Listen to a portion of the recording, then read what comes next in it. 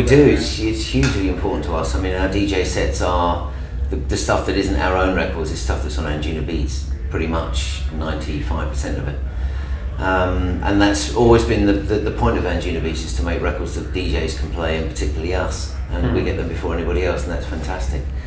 But more importantly, what we're trying to do is develop artists through the label. We don't really sign that many one-offs. We're trying to look for people who can make music consistently over a number of releases, and there's quite a few of them on the bill tonight and tomorrow night. It's a big part of what we do is bring people through.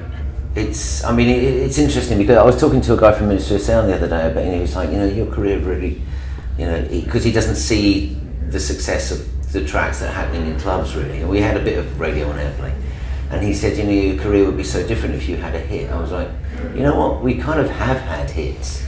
We can play that track anywhere in the world, from Brazil to Chile to China, and the entire crowd sing along. You turn the volume down and everybody knows the words. Now, if that's not a hit, I don't know what is.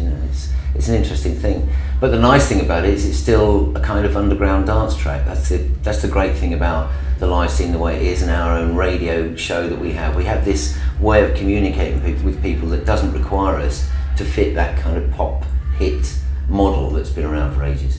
And that's actually very nice. Neil is fantastic because he's thinking about what this track represents, what that track represents, and how to sort of reflect that in the lighting.